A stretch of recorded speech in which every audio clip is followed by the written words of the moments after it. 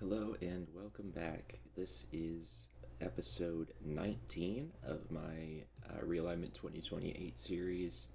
We're just about to start the 2032 season. If you missed the off-season episode, I go over my roster at the end of that episode. The biggest difference, I'd say, is that we lost our star catcher, Drake Martinez. Not Drake Martinez. Drake Baldwin, but we gained a star catcher in free agency in Austin Wells, although it looks like his ratings have dropped slightly. Slightly concerning, but anyway, we have him locked up for the next 5 years, so um, yeah, hopefully he will provide similar production. We also lost Luke Keyshaw in free agency. Both of those guys gave us some first round picks, supplementary picks. So the draft this year should be a little more interesting. Lots of late round, first round picks. Otherwise, the roster is largely the same as the last few years. We also added Sandy Alcantara to bolster the back of our rotation, and Orion Kerkering to bolster our bullpen. So um, we are projected to go 94 and 68. I'd be very happy with that. Want to ideally win the division, make the playoffs, and I think this is a team that can contend for the World Series. So let's get into opening day here, and not too many major injuries to start the season. Cutter Coffee will be back in 1 or 2 weeks. Landon Ropp had a serious injury last year. He will be back in 3 weeks, which will be good to hopefully bolster our bullpen some more.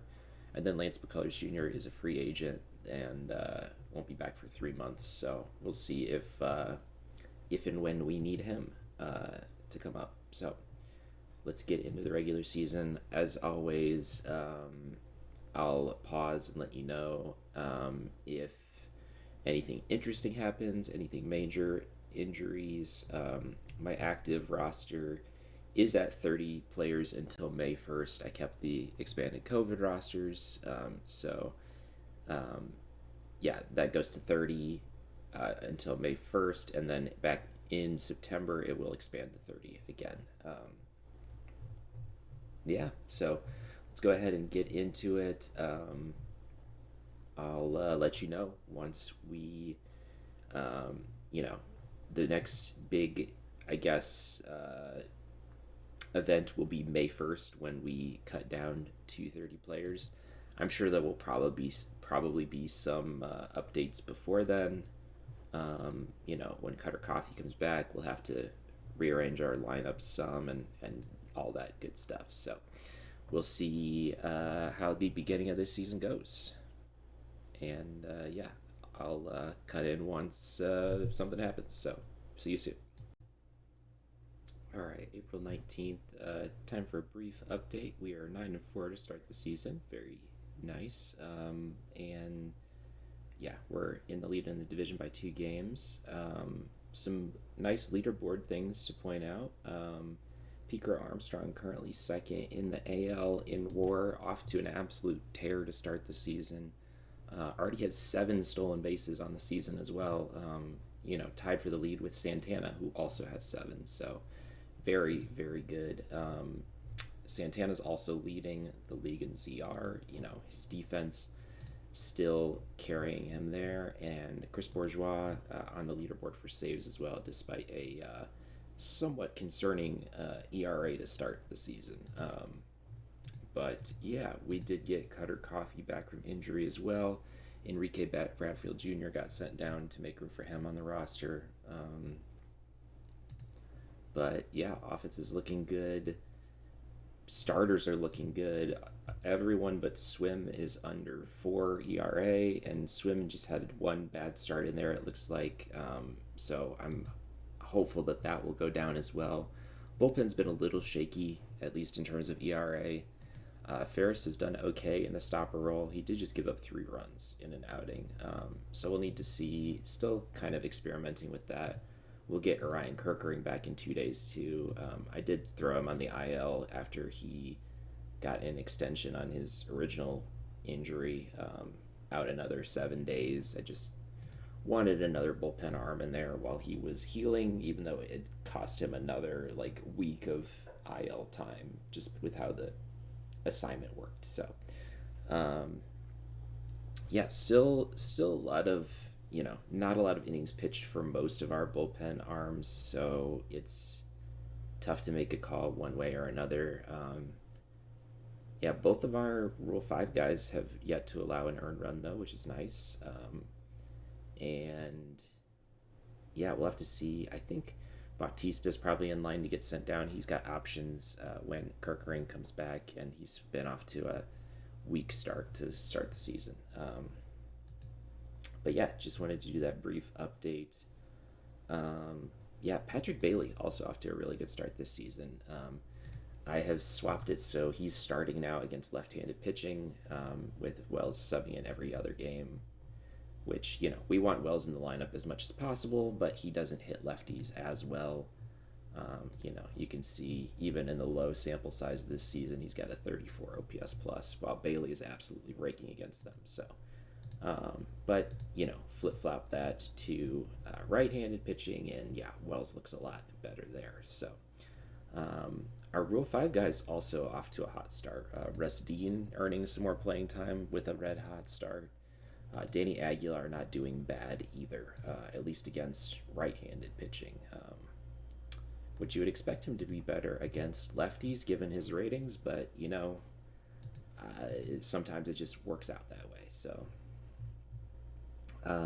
yeah, and Coffee slots into start against righties while Perdomo will still start against lefties. That's based on last year's numbers where they each hit righties and lefties better respectively. So, yeah, we got another week and a half or so till the start of May, and so yeah, there was one injury update. Cam Leiter, who's kind of bubble guy who was in our bullpen last year, was pretty solid. Started the year in AAA and then tore his flexor tendon and is out for a year. So I threw him in the 60-day IL.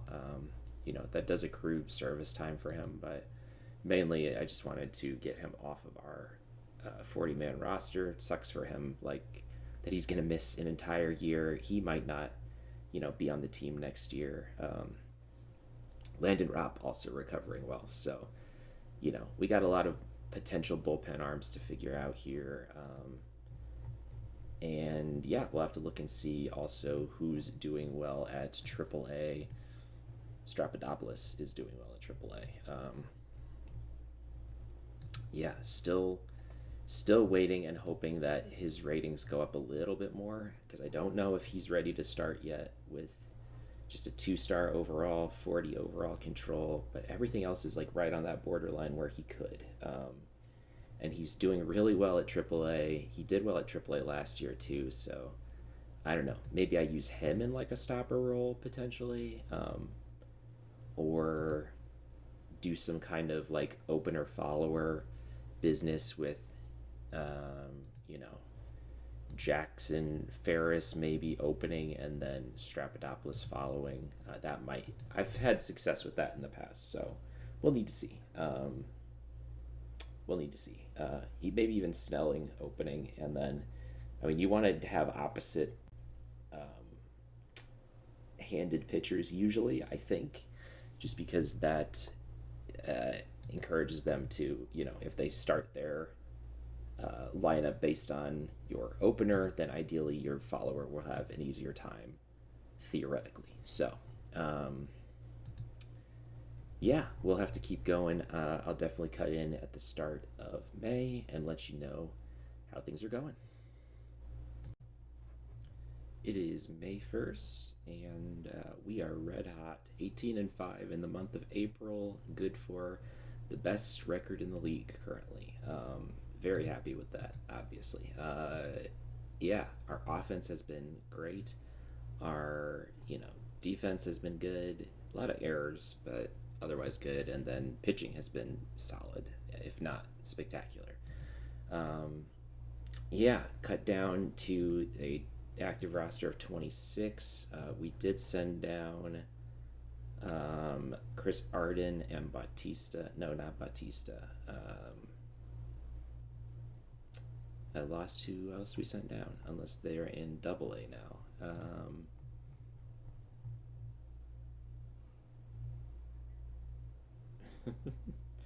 Let's see. Um, it must have been either Bautista or maybe someone got hurt. No, okay. It was for sure Chris Arden got sent down, and then I think Bautista was the other. Yeah. Um, because I don't think we waived anyone. So yeah, I think Bautista was the other. Um, and yeah, Landon Ropp is doing okay. He's going to have lots of rehab time coming off of a very serious injury, and also I want to see kind of how he does at AAA before making a decision on him for the major leagues. Um, we sent down DeJesus because he'd been, not awful, but not great to start the season with the ratings that we have for him right now. So I want to see him, maybe work on stuff in AAA a little more. There are service time considerations as well. Gamble, I also sent down just because he had been cold to start the season. Well, not too bad, but by WAR, not amazing for how much he had played. Um, and yeah, our I don't think there's any dramatic changes in our rotation or our bullpen just yet. Slightly concerned with Chris Bourgeois to start the season, but I think the underlying numbers are still okay. Across 10 innings pitch, he's got one of the unluckiest BABIPs I've ever seen, over 500 BABIP, which you have to imagine will come down. And he has blown 3 saves, but the FIP looks good. I mean, he was very solid last year. I did make the swap to put Bello in our number one rotation slot because he has been, continuing off his hot end last year. Yeah, 1.57 ERA across 5 starts this year so far. So hopefully he keeps that up. The whole rotation has been good. Sandy Alcantara, coming in at age 36 and still being a very solid fifth starter. Swim has, lagged behind a little bit, but again, still early in the season. He's had a few bad starts in there, namely this one against Vegas and this one against Kansas City that he allowed 5 earned runs in each of those, but has had some solid starts mixed in there too. So still optimistic that those numbers will turn around here this season. As far as lineups go, pretty similar. The actual lineup has been shuffled around a little bit just based on who is hitting well against right-handed hitting, left-handed hitting. Trying to get more playing time as well for our 2 Rule 5 guys, Russ Dean and Danny Aguilar, as they've got off to hot starts for the season. Aguilar, his OPS overall isn't great, but he is hitting well against right-handed pitching, which again, you'd expect his hitting to be much better against left-handed pitching. I mean, maybe that 45i is hurting him more than I realize, but I don't know. And Dean is a very solid defender as well, so I'm sure that's helping his numbers. Also, still a little weak in terms of depth for the infield.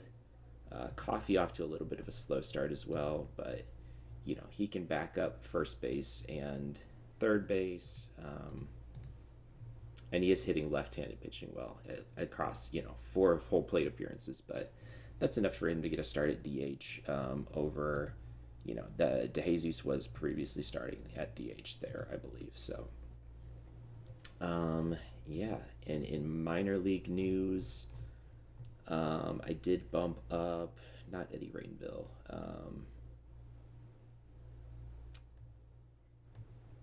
Cabajal? No, he started in AAA. Um, oh, it was Eddie Rainville. Yeah, he had a very solid month. I think he got pitcher of the month in Double A. Yeah, so he got the bump. And he did decently well in Double A last year, so I don't mind. He's had 100 total innings at Double A. Again, that control needs to go a little higher. He needs basically some luck to get some more potential added, and then also I wouldn't mind seeing his movement go up a bit more too. 45 is like right on the borderline of playable, and definitely the home run allowed like has to be higher. And Kevin Felix, doing well as a 2-star pitcher. He might be one to keep an eye on if his potential goes up.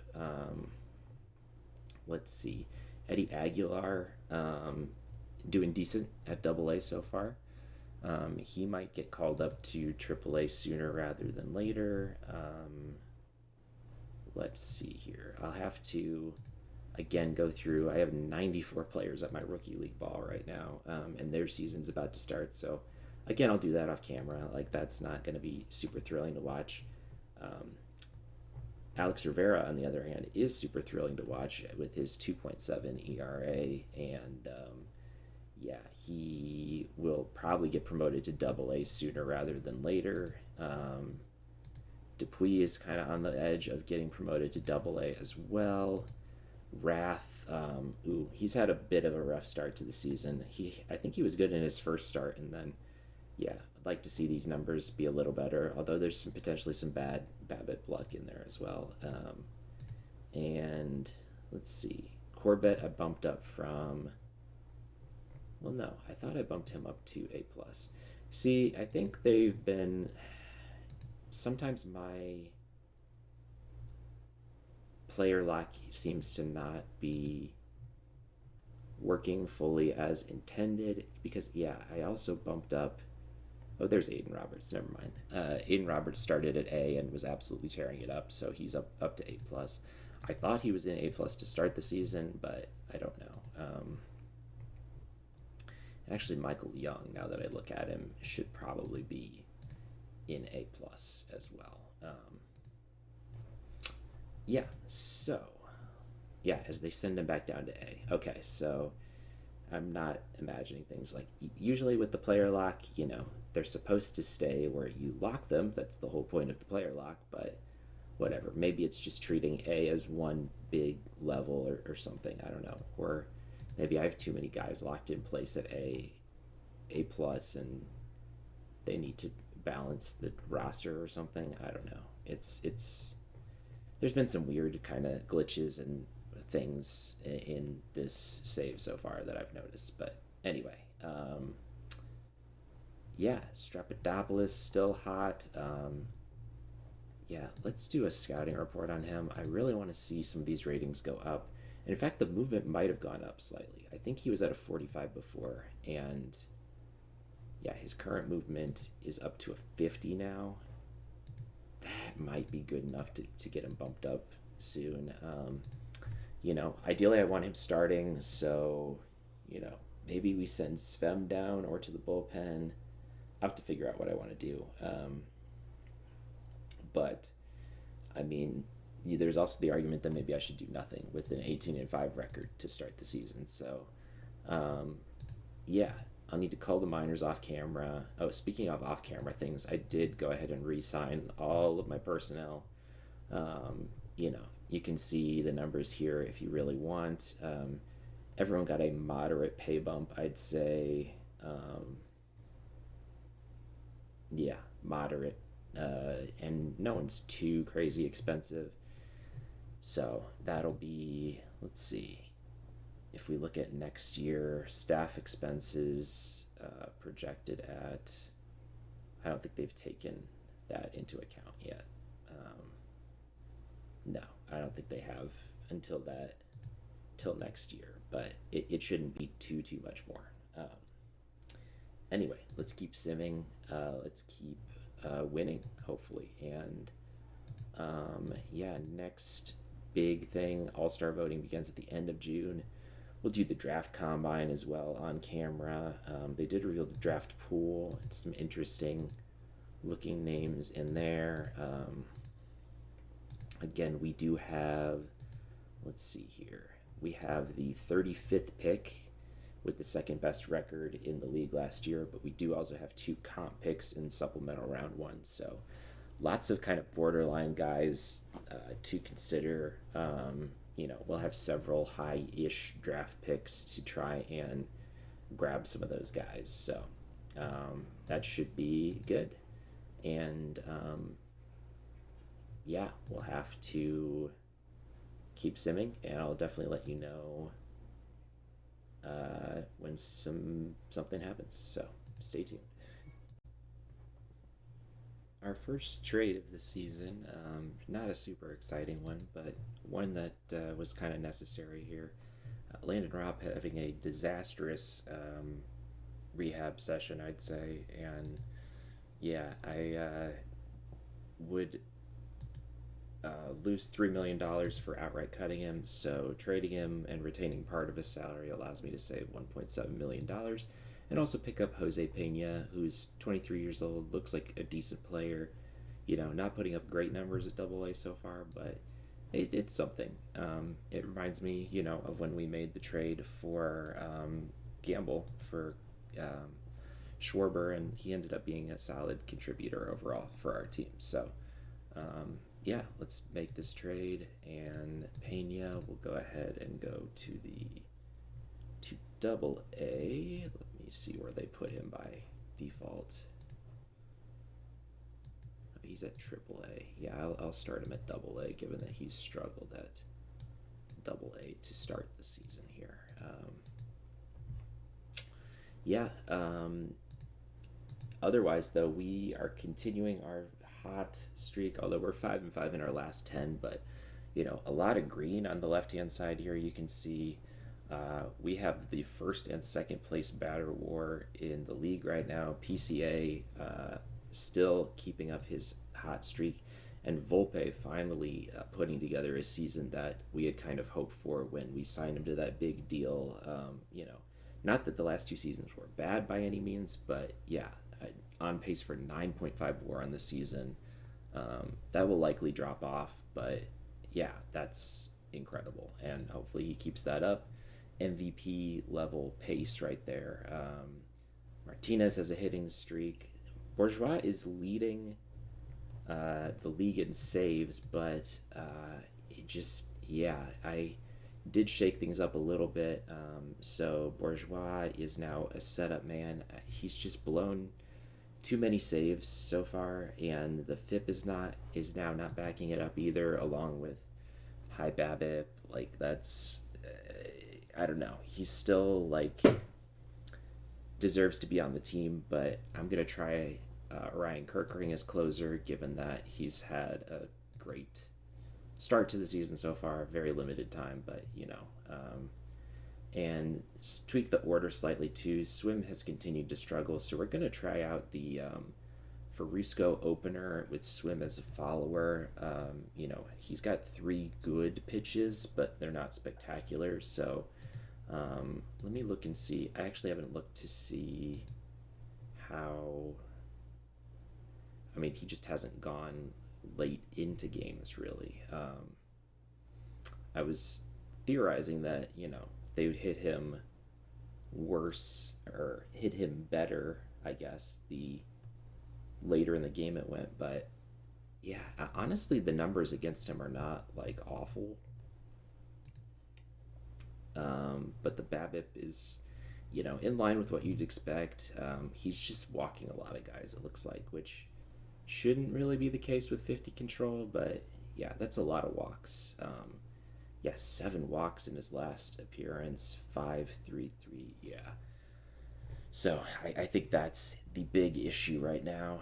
If he can get that down, I'd be happy with that. Bello had a bad start his last time up too. Actually, his last few starts have been a little shakier, so we might look to switch up this order again. Alcantara has been great. He might deserve to move up in the rotation higher than the 4th spot. Jackson Ferris as stopper is going okay, I'd say. His think he did just get, yeah, his last few appearances have not been great. But before that, it was pretty good.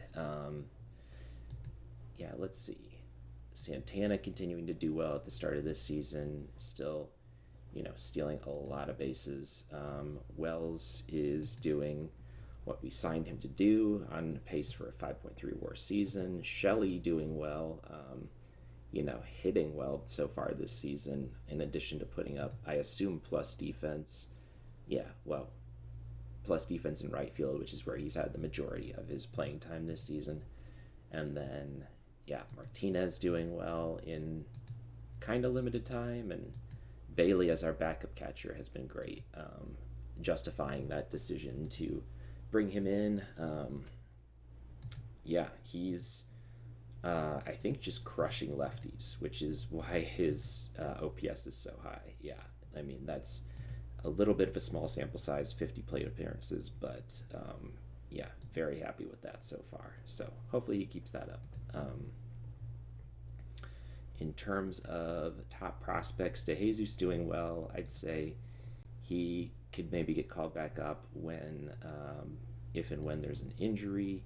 Grant is kind of on watch as well, as he's got a good OPS. Like, he could potentially get called up. Kurtz doing well. He would need a roster spot, but potentially, could fill in at a DH type role. I think Zimmerman doing well. Yeah, a lot of guys that are just doing well. Strapadopoulos continuing to do well. Kind of a broken record. He is down to fragile injury proneness, which I don't love. But yeah, Clevenger doing well. I mean, yeah, we got a lot of options if we have injuries or if guys struggle. Gamble, can play any position basically. Yeah, so we'll keep going here in May. And I don't know if I went over our overall. I think I briefly mentioned, yeah, we're 31-11. Have a 9-game lead in the division right now over the D-backs and the Blue Raiders. Yeah, and still the best record in the league by a few games even. We have the Dodgers and the Tigers both with 27 wins, so we're 4 wins ahead of them, which is pretty dang good in May, I'd say. Yeah, we'll see if we can keep up this pace. Yeah, offense is red hot. Pitching is doing all right. Defense is solid. Yeah, we'll see if we can keep this up. It is June 1st, and we are 37-14, still rolling along. 19-9 in the month of May. Just a little worse than our mark in April, but still very, very good overall. Still the best team in baseball overall. 9.5 game lead over the Vegas Blue Raiders. Yeah, just been very, very happy with what we've managed to do here so far this season. Still working on tweaking a few things here and there. For the most part, our rotation's rolling along pretty well. Although Bellows had his share of struggles recently, I believe. Yeah, his last 2 starts have been good. But we did send Swim down to the minors to work on some stuff. Yeah, already, he put up a great game down there. We brought up Clevenger as he was doing well in AAA. And he had a solid start, I'd say, his first time out. We'll see if he can keep that up. I'm still unsure about the Jackson Ferris as stopper experiment. Like, his FIP isn't terrible. His ERA's okay. Yeah, Kerkering as closer has been decent. Has 3 saves so far. Tobias has been good in limited numbers. Yeah, bullpen has yet to really solidify as far as I'm concerned, in terms of a definite order. Snelling has been a nice surprise too, and if Clevenger doesn't work out, maybe I try Snelling again in the rotation. I don't know. we'll have to see. Lineup wise, obviously PCA still raking. He's on MVP watch so far this season. Uh, and yeah, Volpe also doing incredibly well. Santana putting up numbers on pace for his best season. Um, Kenny putting up really good numbers. Yeah, just our entire offense is doing well so far. I do want to point out, though, this concerns me for Austin Wells. You know, anytime you see drops in multiple categories at the same time, especially for a guy who's age 32 and a guy that we just signed to a long-term contract, you know, that's concerning. Um, Especially considering Baldwin is putting up great numbers for Seattle. So, um, yeah. Uh, Speaking of which, the All Star voting update, first update is out. Wells is nowhere to be found in catcher.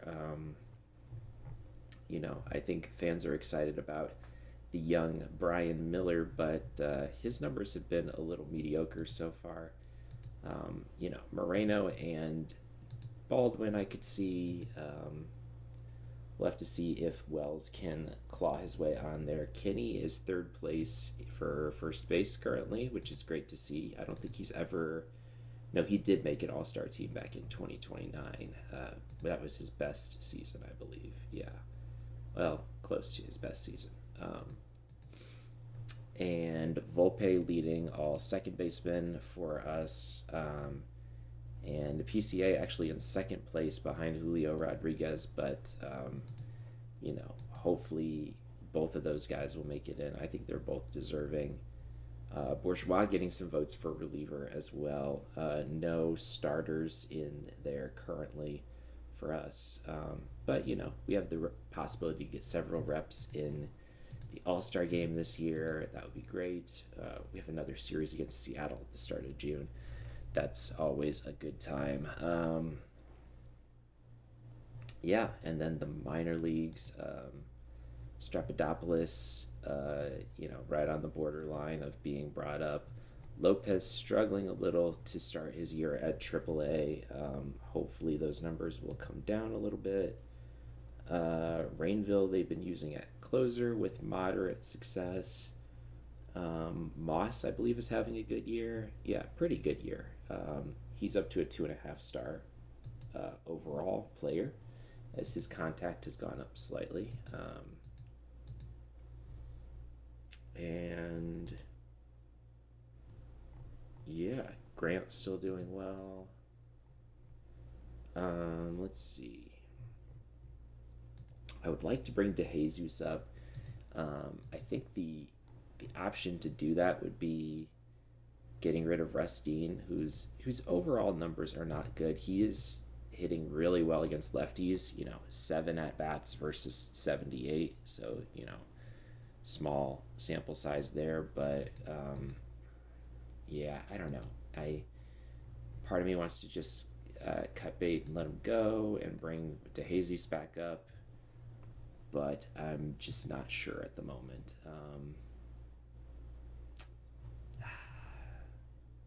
Yeah, I'll have to see. Maybe I'll give a little bit more leeway to Dean, and then we'll see. 1 second. Okay, so I did bring DeJesus back up here. Yeah, he will start against righties at DH, with Aguilar sliding in every other game since he has been hot. And yeah, he slots in against lefties at multiple backup positions, you know, left field, right field, and DH. So we'll see how that goes. I think I don't have room to keep both Aguilar and Dean on the roster, and Aguilar's been hitting better, and I think it's just been better so far this season. So we'll do that, and then yeah, we'll see how this goes. Next up, first year draft combine is in like a week, so we'll have to see who's looking interesting there. So I will see you soon. It's June 7th, and first year player draft combine is here. Yeah, I kind of went for, you know, guys that I liked in general. I didn't even really have to, other than, I think, Chris Lane looks really good. And RJ Abundis was a guy I was interested in as well, I think. A lot of the other top guys, Justin Collins looks decent too, but you can see anyone with the binoculars next to them is on my combine list. They're guys that, other than Albert Caceres, he was just good enough to, I doubt he will fall. He's, currently projected to go at number 10. Very unlikely he goes to 35, but I think he was good enough to throw on there just in case. And then a lot of other guys in the 20s. Castaneda actually projected to go exactly at that pick. And then we've got guys like Shanley, Steve Neal, Alan Freeman, who are projected to go in later rounds. Joe Alexander is not projected to go to the fourth. I mean, he looks good, good enough to draft in the first. So we are going to scout these guys, and the hope is that,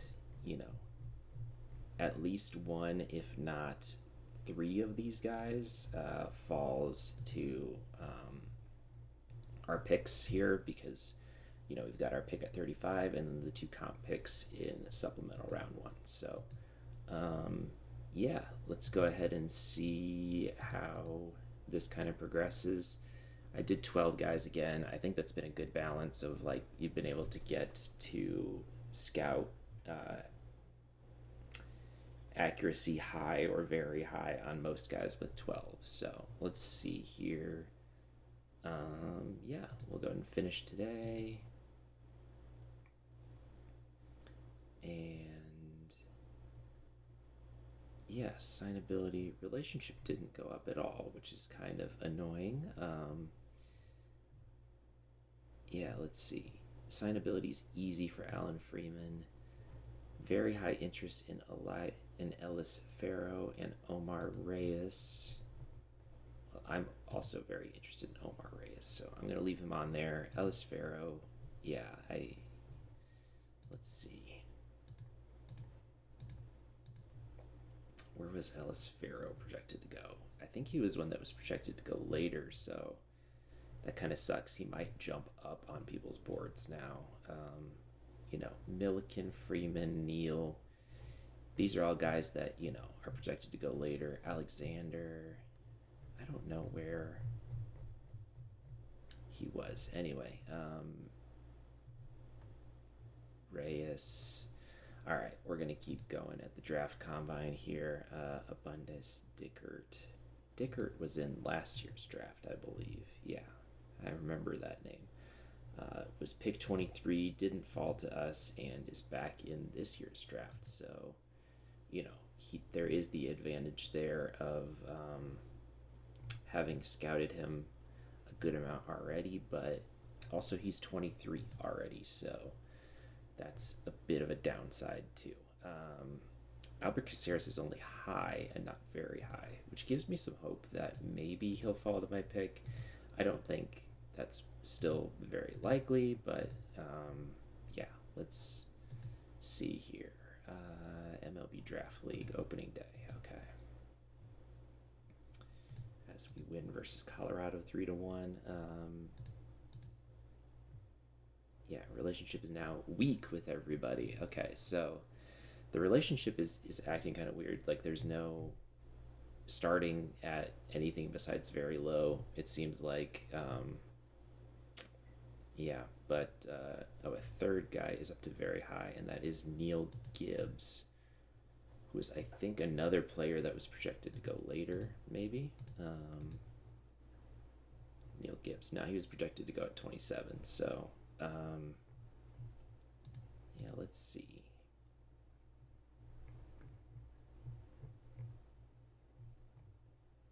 Average.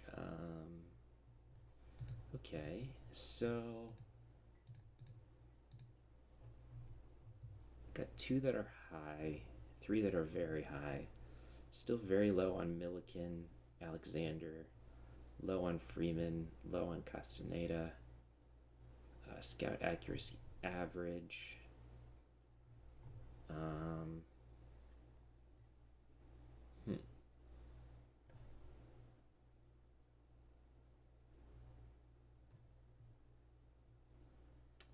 I mean, it might be worth just taking Caceres off my list because I doubt he's going to fall. Getting a little bit more, um, scouting in relationship with some of these other guys, maybe. Omar Reyes, I think, still maybe has a chance. Faro. Where was Faro going originally? 25. Yeah, a lot of these guys are kind of jumping up people's boards instead of down. That's, you know, concerning. I mean, I assume that's what's happening. I don't know how the back end works exactly with the draft combine, but yeah. Still have Shanley, who's not getting a ton of attention too. Okay. Um, and yeah, let's go ahead and finish today. Average on Ivan Uribe.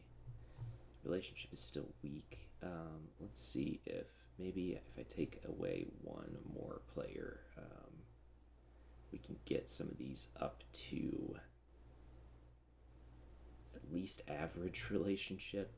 I want to keep Freeman on here. It's going to be one of the very high guys, I think. I guess out of these, which do I like the least, and or am I least likely to sign? So in terms of highest ones left, Omar Reyes is up there. I do really like him though. Like, he's got good stuff in movement right away and would just need control to be improved, but has that potential for control to be improved. So I do want to try to get him. Faro I do kind of like as well.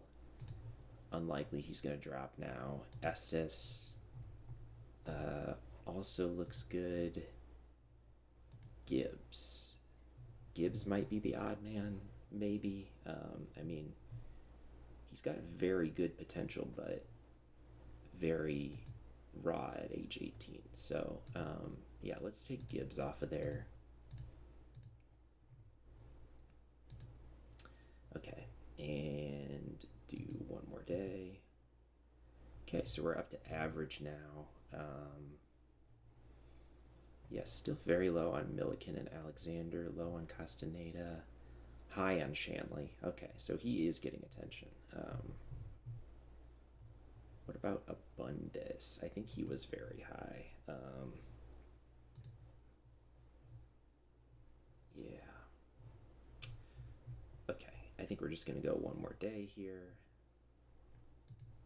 with these 10. Okay. And I'll go to my short list and see. Scout accuracy's high on almost all of them, except for the ones that I bumped out on early. That's fine. Castaneda. Okay. So, that was the draft combine. Yeah, so the All-Star teams are announced on the same year as the first, or same day as the first year player draft. So we'll probably jump to there next.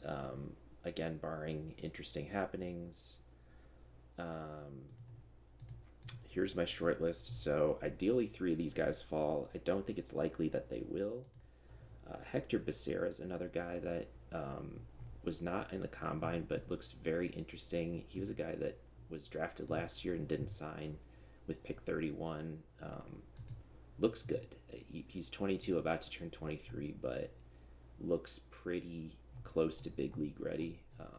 His stamina's a little low, control is a little low, but getting close. yeah, so we'll see how the draft goes here. Um, yeah, we'll have to yeah, see how things go here the rest of the season. Um, yeah, as we are still doing well, 42-19. I don't remember.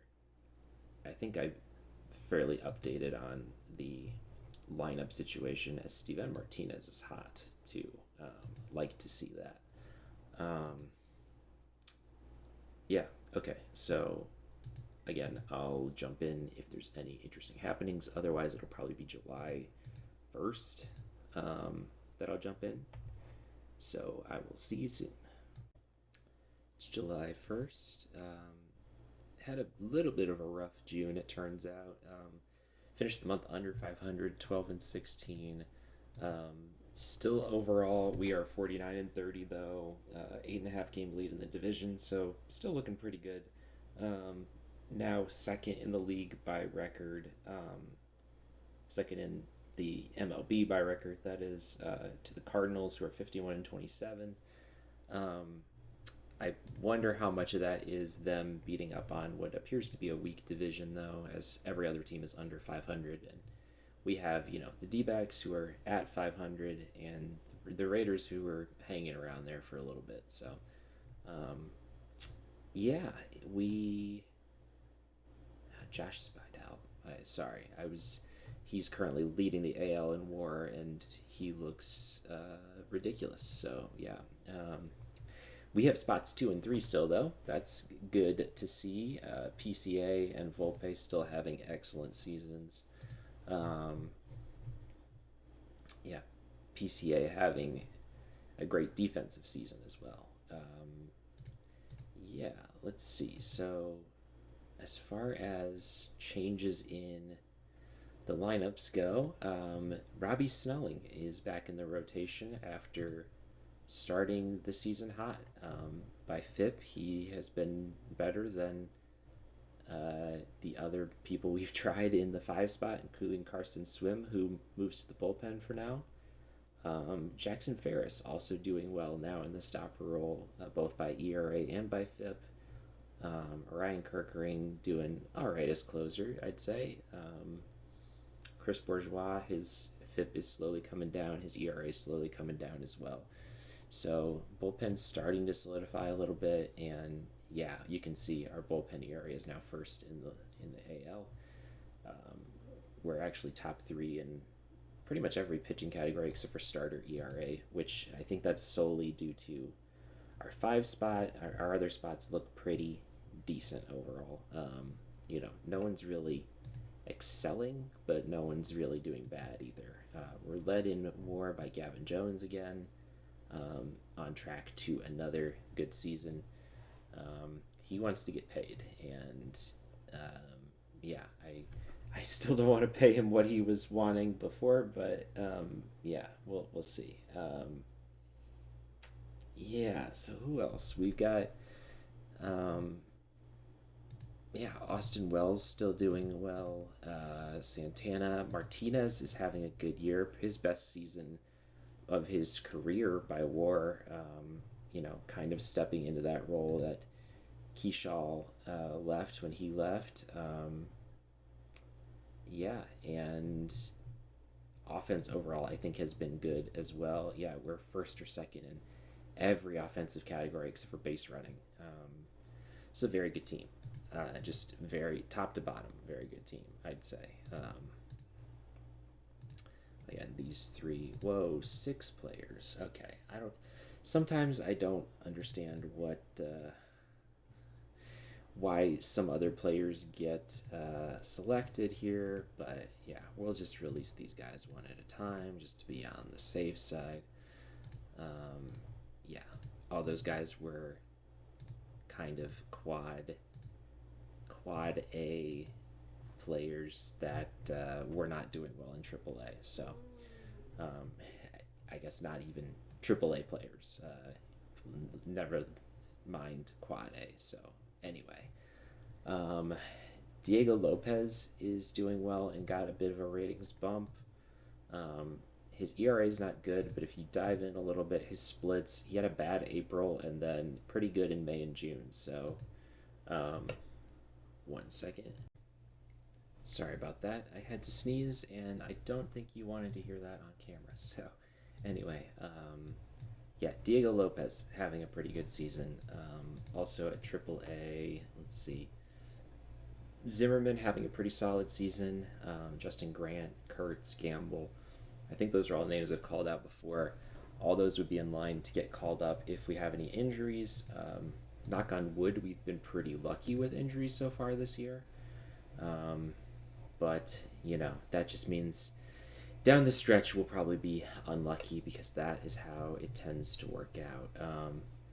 Chris Arden is hurt. Bradfield is hurt. So some guys in our AAA system have been hurt, but yeah, overall not too bad. Yeah, and they can stay on the 40 man. I've got open slots, so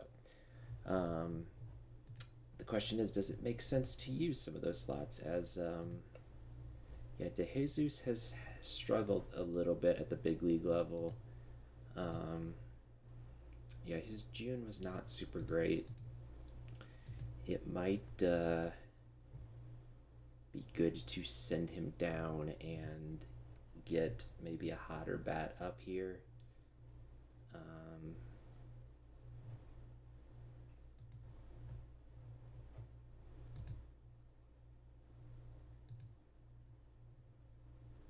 But he is getting regular playing time up here too. So I mean, I want him to keep improving. So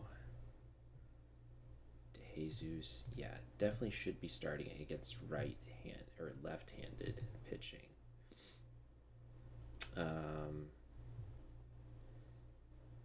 Yeah, so we'll keep having him get starts over Cooper Kinney against left-handed pitching. Kinney will sub in every third day, and then gets right-handed pitching. He can come off the bench. That's fine. Aguilar, and actually we'll have him come off the bench every fourth game over Aguilar, because Aguilar has been pretty solid in his limited time, I'd say. Yeah, we'll just roll with this for now. If DeJesus continues to struggle, I might look to bring someone else up. Yeah, no one's been having a crazy good season. JD Dix is the closest with the over 1,000 OPS, but he, I think, projects as kind of one of those quad A players. Yeah, I mean, he's put up really solid numbers. He could probably play okay in the big leagues, but I just don't know. Justin Grant projects to play decently well. Zimmerman, I mean, I think these guys will all get called up in September. But in July, I mean, stuff is working for the most part right now. I don't think we're going to swap anything around. So we've got a little under 2 weeks until the first year player draft. I do want to point out that Austin Wells in the last fan voting update did sneak in and is in the top 3 now for catcher. Cooper Kinney still hanging in there. Volpe still leading first base. Still no sign of Santana, but he's got to contend with Gibson, Henderson, and Felix Morobel for the Angels, who, looks quite good as well. Yeah, and then PCA, Bourgeois still getting votes. Yeah, Walcott for the Rangers, who they have at DH for some reason, even though he's got good hitting, and even though he's played 46 games at shortstop. So I don't know. Whatever. Anyway, we will carry on, and I'll again stop if there's anything interesting that happens here.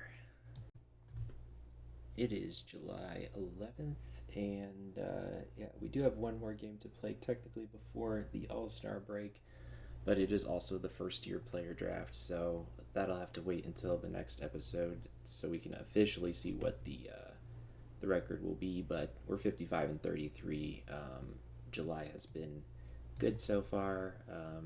You can see the breakdown there. We're 6-3 in July, still in first, 10.5 games in first, and just one game behind the Cardinals for the overall league lead in wins. Do have the AL lead in wins currently, so yeah, we're rolling. Things are going well. Snelling also 2 starts, but he's looking solid. You know, that's what we kind of hoped for when we signed him to this long-term deal. So, him working his way back into the rotation, I'm pretty happy with that. Yeah, let's go over also the All-Star team, and then we'll have to cut it there because we are the draft will have to be the next episode. It'll be too long otherwise. All right. And the American League, some things I noticed. First of all, we have Austin Wells did make it as as a catcher. Volpe made it. Steven Martinez, his first ever All Star bid, well deserved, I think, in my opinion. And PCA also made it. So that's 1, 2, 3, 4 reps for us. I did also notice that Jose Montero, who, if you recall, we traded to Houston, got his first ever All-Star bid. He's having a great season. That Gian Zapata trade continues to hurt as, yeah, Sinja also having a good season. Yeah, that one was ended up being a rough trade, our worst trade by WAR, as Zapata, no longer even on the team. He was cut in the off season or just not re-signed, and currently on the Cubs and putting up negative WAR for them. So yeah, not great. Yeah, Sinja has put up 6.4 WAR. Even Burkholder's put up 1 WAR. Yeah, each of those players individually did more than Zapata did. He had a good half a season for us, and then it just all fell apart. So, not great. Oh, and let's look at the prospects game too, because we may have some players in there. Um, let's see. Tsutsumi made it in there, and that's it for Oakland. Yeah, Tsutsumi, by the way, finished with a decent line in rookie ball. He may. Is rookie league ball done? I believe it is. So I may have to look at bumping up some of these guys. Yeah, they did just finish their season. So may have to look at bumping some of these guys up to the A level. That will be probably the next episode that I do that. Yeah, and we'll also so we'll do the draft in the next week's next episode, and also figure out in terms of, yeah, if there's anything that we should do to improve our team. I don't know. There's no thing that jumps out at me as something in need of obvious improvement. With maybe just some more depth at various positions. We're kind of rolling. Could maybe argue Perdomo and Coffee have been a little disappointing, splitting time at third. If there's a third baseman that's intriguing out there, I know Brett Beatty was out there, but what would it cost to get him? And is he even that much better necessarily? I don't know. I don't know. Some various starting pitchers. Logan Webb, he's having a good year. He's signed for 2 years though with a player option, and injury proneness is wrecked. Yeah, so we'll have to see if there's any trades that make sense. Yeah, since our team is doing quite well at the moment. But and Lance McCullers finally back from injury as well. He's doing some rehab time in the minor leagues. We'll see if he ends up playing on the big league roster at all this season. We're paying him, I think, $3 million. Kind of a flyer in case, we need another starter / reliever type. He's available as an option. And decent numbers in 2.2 innings pitched currently. So we'll see. We'll see. But that about does it for this week's episode. I always say this week, it's not a weekly series. It's recorded whenever I have time. So this half of the season, I guess, is a little more awkward to say. But thanks anyway for watching. Like, comment, subscribe. If you have any suggestions, any comments, any words of wisdom, any anecdotes, if you know any of these guys in real life and want to share any fun stories about them, I don't know, because a lot of these guys are real life players, which is kind of funny. If you look through like the 2025 as I record this list of prospects, guys like Cooper Kinney are on there. Cutter Coffee, he started in the Blue Jays or the Red Sox organization, then traded to the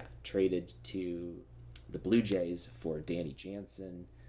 And then, of course, we got him in the expansion draft from the Blue Jays. So Cutter Coffee currently in the Blue Jays organization. Cooper Kinney was in the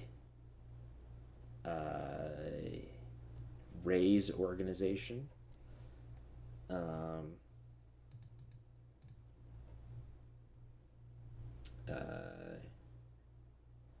Who else? Steven Martinez. I don't know if he's a real player.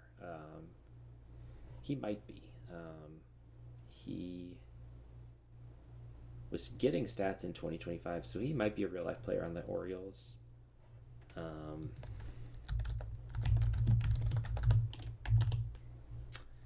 Looks like he is. Yeah, so Steven Martinez is real. I imagine most of these guys are probably real.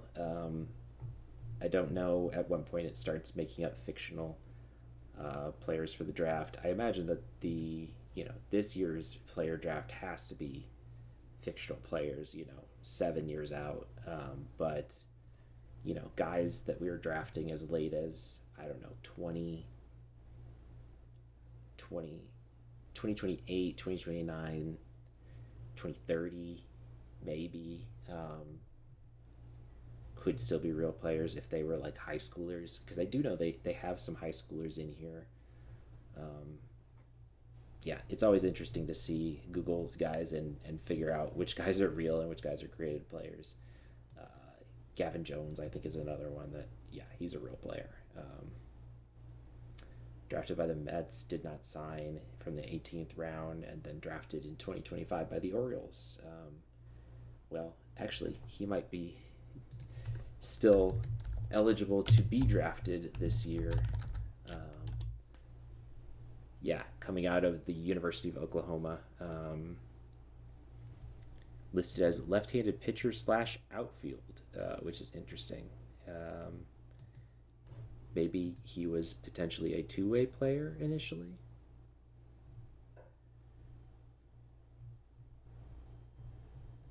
Anyway, I was going to do the draft at the beginning of the next episode. I decided instead that I'm going to do it at the end of this one. Let's get into it here. I do have the 35th pick in the first round, thanks to some comp picks.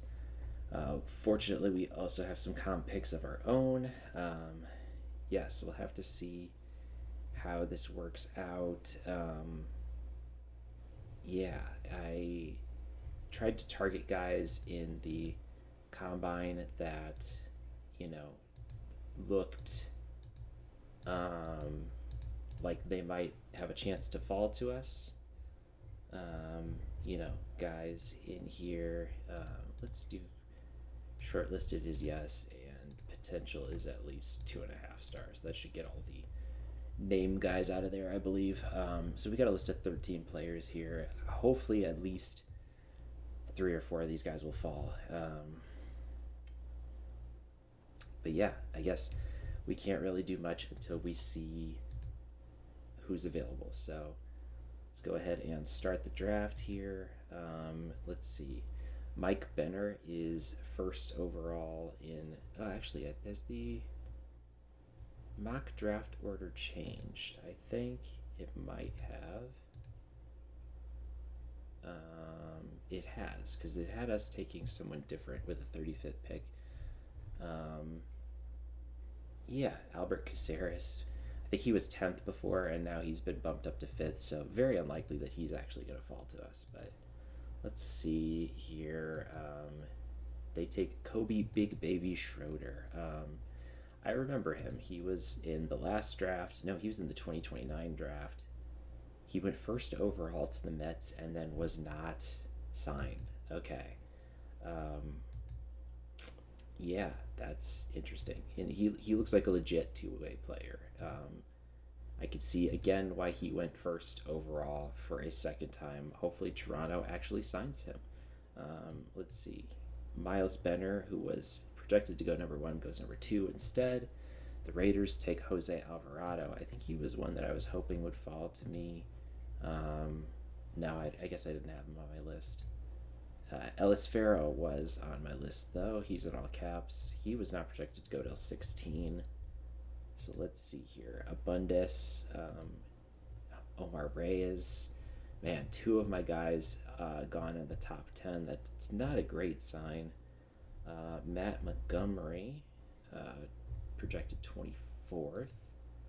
Albert Caceres. Yeah, I didn't think he was going to fall. Okay, so Ryan Hansley, and then Justin Collins. Okay, so that's the top 10, and like 4 of the guys that I was targeting went in the top 10, so the odds of a bunch of them making it to my pick are low, I'd say, but we'll have to see. So let's go ahead and auto draft here. Okay, so if we go to our sortable list, there are a few guys that made it down here. 6 guys.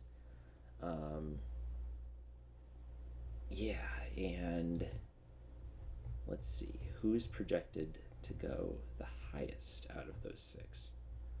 Ivan Uribe is, if I do this, does it show? Yes, okay.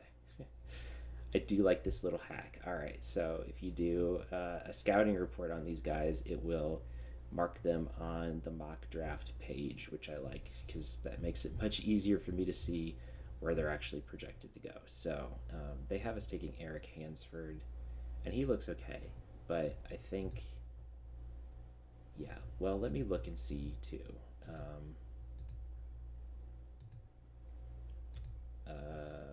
We'll clear our filter and just look at everybody, just in case, so there were guys in the combine that weren't in the combine that look interesting.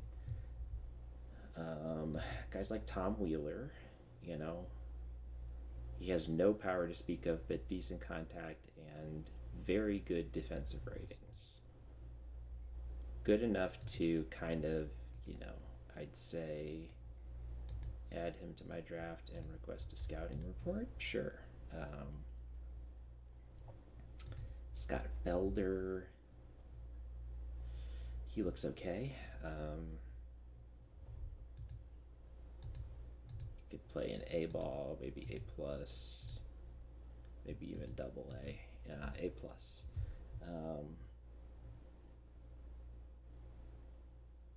The 65 power is intriguing. Sure, why not? And then no one else that's really standing out to me.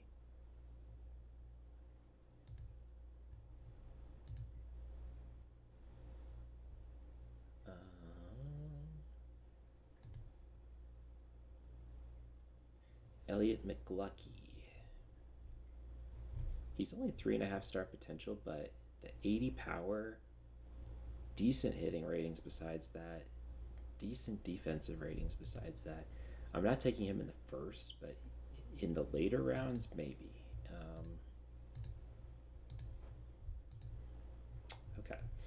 And then pitchers, let's see.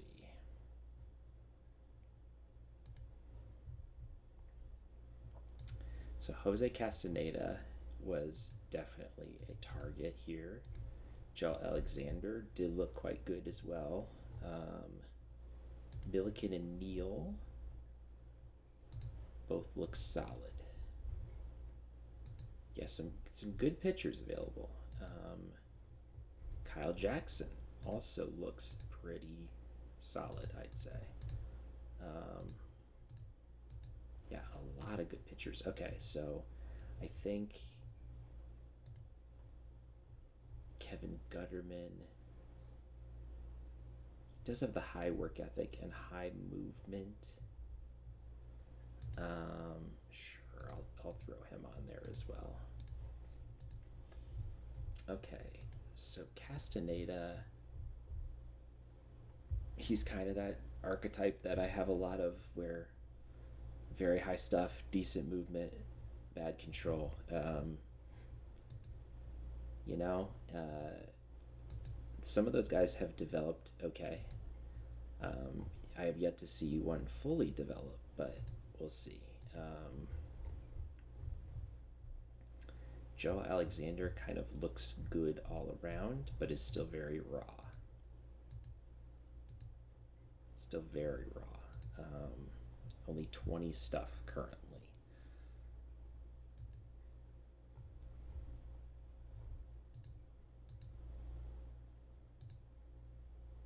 Yeah, Castaneda, OSA, and I disagree a lot on his control. They have him only at 25 potential. I have him at 40, and that's enough for him to jump all the way up from a 2.5 star to a 5 star potential. Which, fair. I mean, that's, I wouldn't consider anything less than 40 as playable, probably. This reliever can apparently touch 100 with his cutter. Yeah, 90 potential. That's intriguing. Definitely not, again, a first round draft pick, but maybe a later one. Okay, so the question is, what do I want to go with here? And I can look and see here what the mock draft.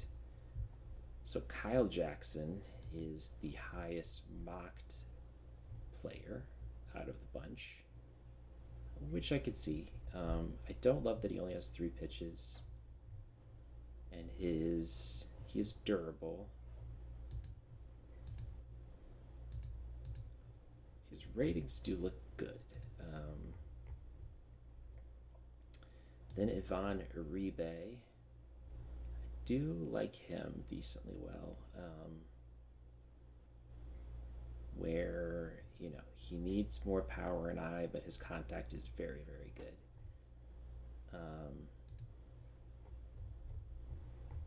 And then Jose Castaneda. I mean, I'm just tempted so much by the high stuff potential. Same with Alan Freeman. Like, I don't think I've actually drafted any of these archetype guys with, huge amounts of power potential. So it might be fun to do that, although his avoid Ks are not good. Is not good. And Steve Neal at the back end of the second. But I do like Steve Neal.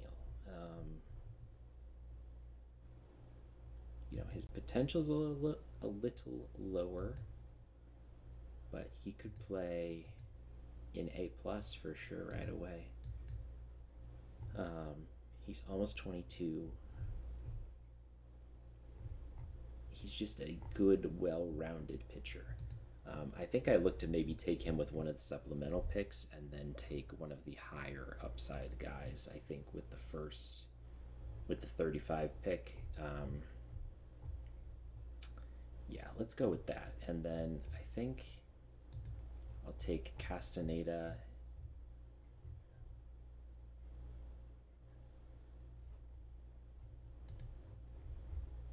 Is it going to be Castaneda?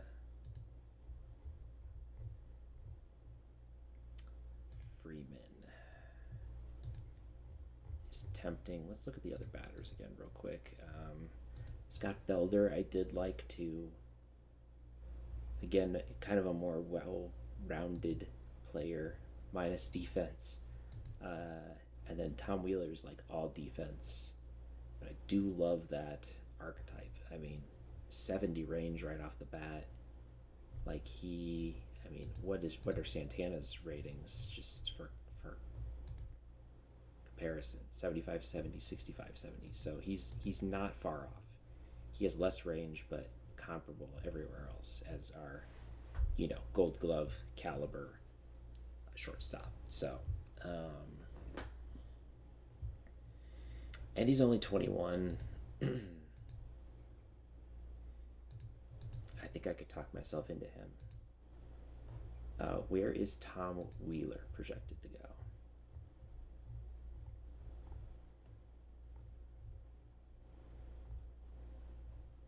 Not until the 3rd. So I think I'm safe grabbing him with a comp pick probably. Or even in the 2nd potentially.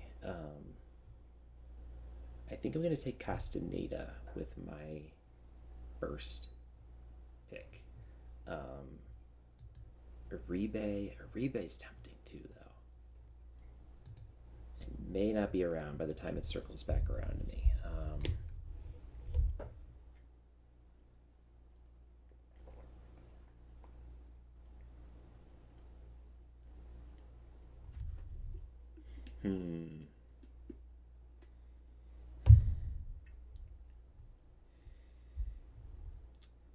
Sorry, I had to grab some water there as I think.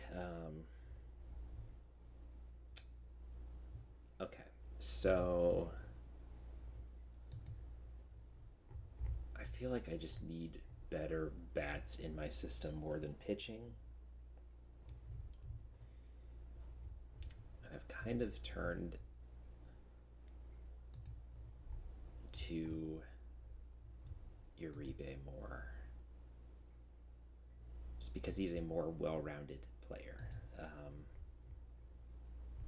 More well-rounded. Yeah, and then hopefully Castaneda is still there with the comp pick. My 2 comp picks are in a row, thankfully, so I get to pick twice. There aren't many guys that will go between our 2 picks, so maybe we'll just sim that live here. So we'll go to Draft Central, and we are taking... Oh, where is he? Uribe. Ivan Uribe. Ivan the Terrible. Hopefully he's not terrible. Okay, we are drafting him. And let's see. Let's go pick by pick here. There's only 4 picks between the 2 here, so Jeff Edding is taken by the Tigers. All right. Adam Bollinger. Okay, he was not a guy I was considering. He does have very high movement and control, but that 40 stuff, man. Noah Troy, okay. And then Miles Day, not someone, again, I was considering. Okay, so everyone makes it to the 2 comp picks. That's great. So now we'll go back to our list here, and think what we're going to do is we're for sure grabbing Castaneda with one of the 2 picks. And we'll probably want to do whatever makes sense slot-wise too. We'll take that into account. So I think it'll be Castaneda for 1 and then a batter for another. I like Freeman. I like Wheeler. I like Wheeler a lot.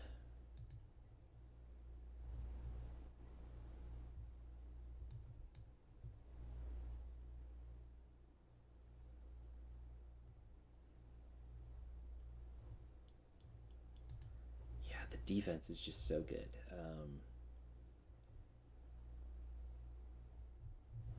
Granted, it's slightly easier to train defense than it is to train hitting. So I could take Freeman. I would need to get his avoid Ks up, though. But Wheeler needs his power up. Like, 35 power is not good. And I is not great. I mean... okay. And then there's Felder, who's just kind of good all around. And might just be the safest pick out of the bunch. And Elliot McLucky, who also is pretty good all around, but more raw. And he, I think, is not projected to go until later anyway.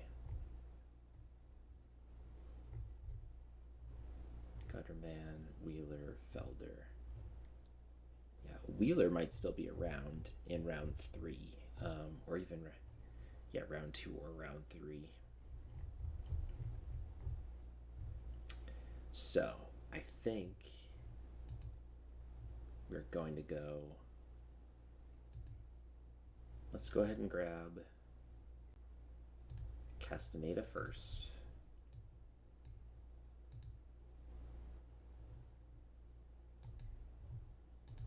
And then one of the batters.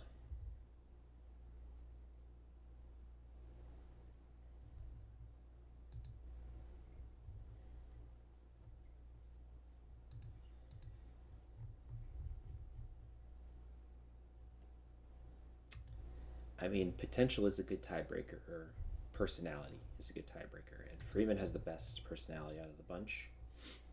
Felder has low baseball IQ.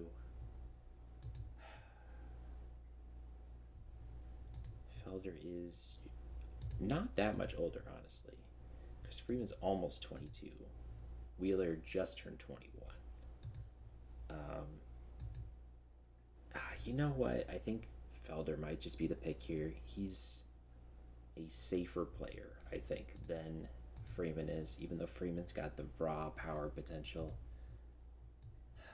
Yeah, I'm gonna go with a safer. Ooh, bonus demand though.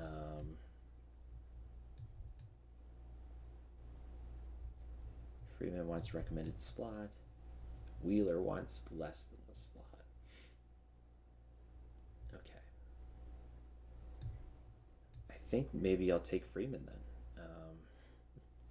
It comes down to money. But yeah, we're gonna go with Freeman. Just waffling back and forth here.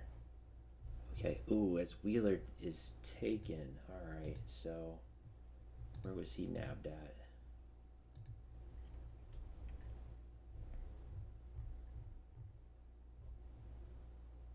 .2. So yeah, he was never making it all the way back around to us. Dang, okay. Well.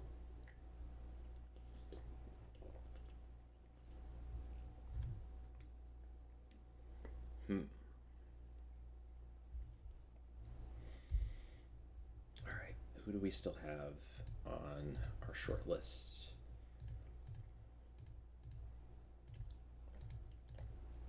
Just Felder and McLucky, and then the closer Feltman, who was he projected to go?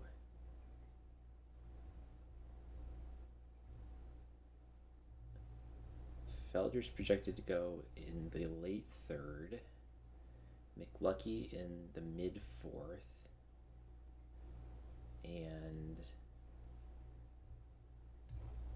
Nothing for Feldman, so I think I'm safe to wait on Feldman. When there's Jackson and Milliken too. Okay, Kyle Jackson. Kyle Jackson was actually projected to go in the first and is still hanging out here.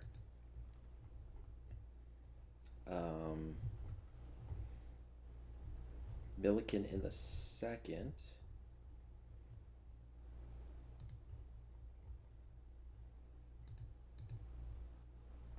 And then, yeah. All right, so maybe I look at one of these pitchers then. Felder is interesting. McLucky. I do like McLucky. The 80 power. I mean, he's listed as a shortstop. He's not a shortstop. He's going to be first or third baseman. And again with the 80 power, but better other hitting ratings as well. Personality class unknown.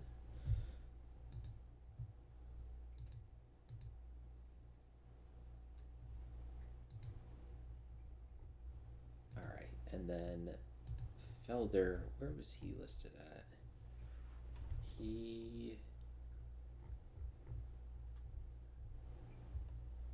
The late third. So there's a chance he falls if we wait to take him in the third. Oh, we do not have a third round pick this year. Good to note. So we have to wait till the fourth. We did lose a third for taking Austin Wells. So whoever we take here, we won't get to pick again till the fourth.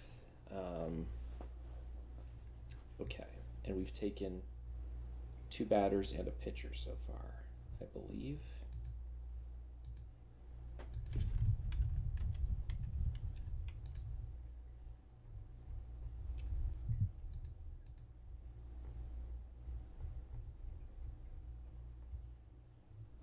Yeah. Uribe, Castaneda, and Freeman. So maybe we go pitcher here then. And is Kyle Jackson potentially the pick? Because there's a chance Milliken falls. There's a chance one of these two might fall. I don't think these pitchers will fall. Jackson is durable.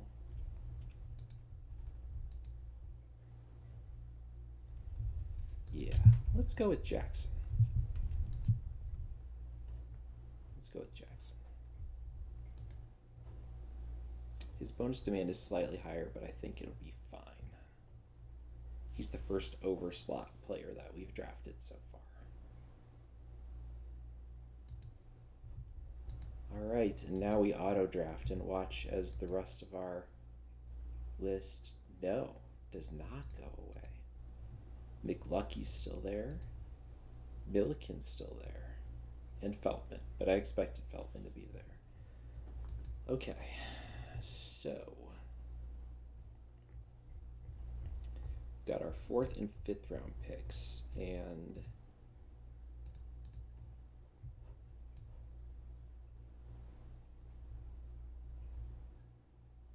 McLucky is projected in the 4th. It's already past where he was projected to go. And then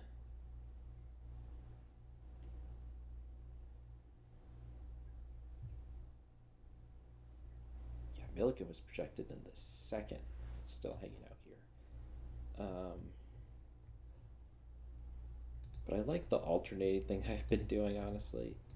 McLucky just seems good. I don't want to pass him up again. If Milliken falls, that's great. If not, I'm fine with McLucky. We're up all night to the sun. We're up all night for McLucky. All right. And let's see. Looks like Milliken does not make it. Yeah, he was drafted in the middle of the 5th. So now we're down to... Ooh, and that reliever was taken as well. Okay. So now we're going off off the list here, and we'll see who's left. Bill Gonzalez looks decent.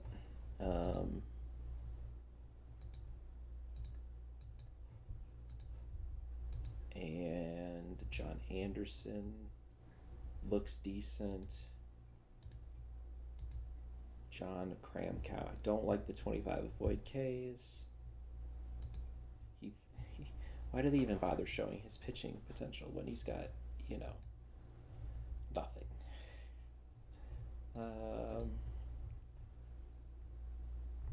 We're down to some 3-star potential pitchers who don't look amazing, honestly.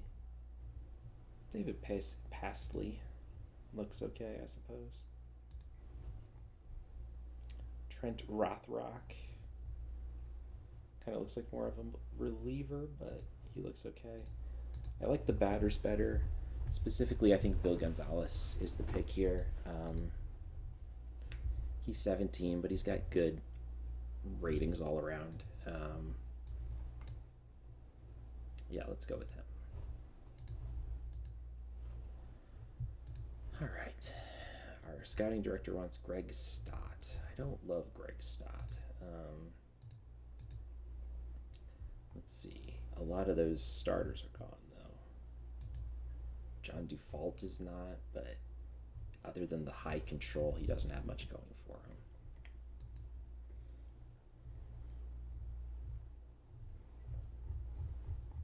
I think I have a good amount of pitchers kind of in my system anyway currently.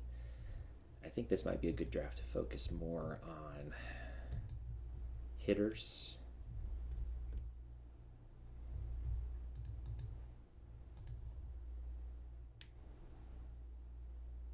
Mike Wright.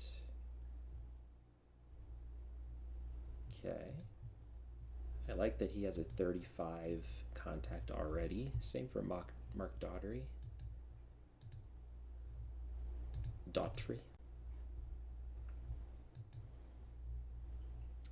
Preston Lancaster looks decent. Just turned 22. You imagine he'd play an A ball or A plus.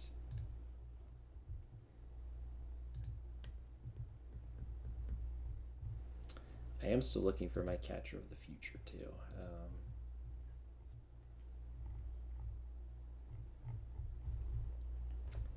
Let's see. Anyone with truly great infield or outfield ratings? Abel Vipond looks decent. And these guys have 2-star potential, yeah. Might be good for a down the board pick, but not right now. Steve Adams looks just solid all around. I don't mind him.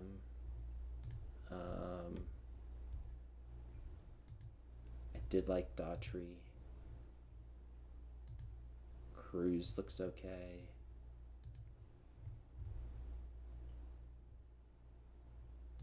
Ryan Hawk.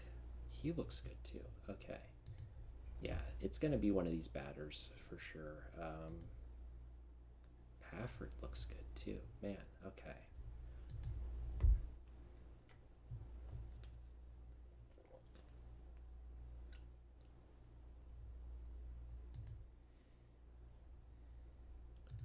We got Cruz, we got Daughtry.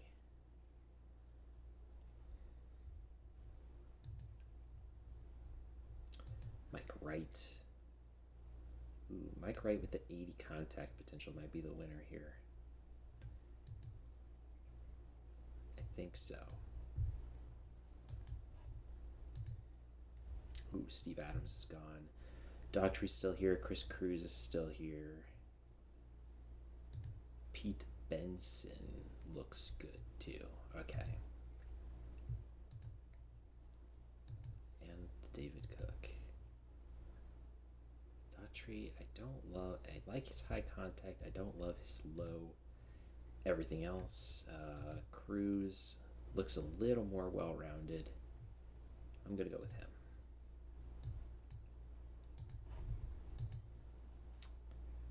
Daughtry's still there.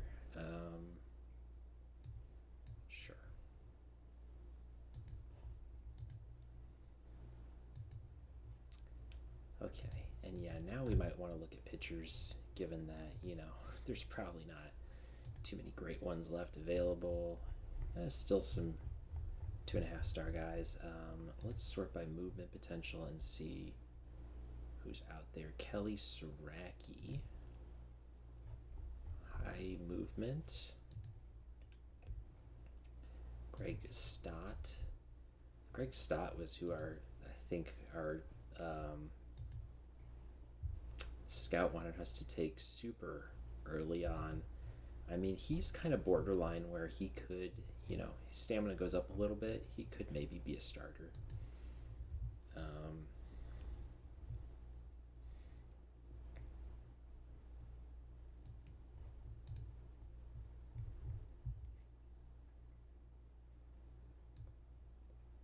What are we in the 9th? Yeah, let's go with Greg Stott. Why not? And let's do one more pitcher.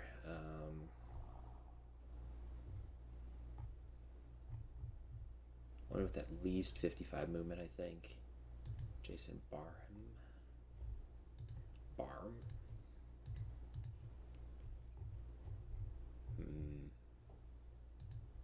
He's kind of just mediocre in everything, honestly. Acevedo, if only he had more stamina, he'd be very tempting. All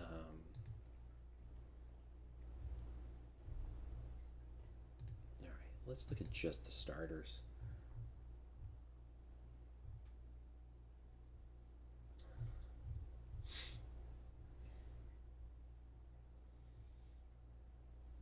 Cameron Albers has 6 pitches, but none of them are very good. Chris Delamater. Okay. He's raw but interesting. Bobby Skillman. He's got skill. Man, okay.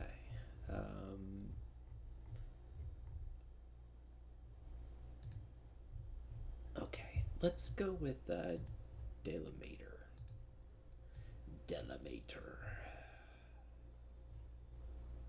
Yeah. And that was round 10. Wow, we've already made it through 10 rounds. Okay. Few rounds went slow. I think the next few went pretty quickly. And as usual, I'll do the last 10 rounds off camera and then show you at the end what we end up with. So I will see you soon. So draft is done.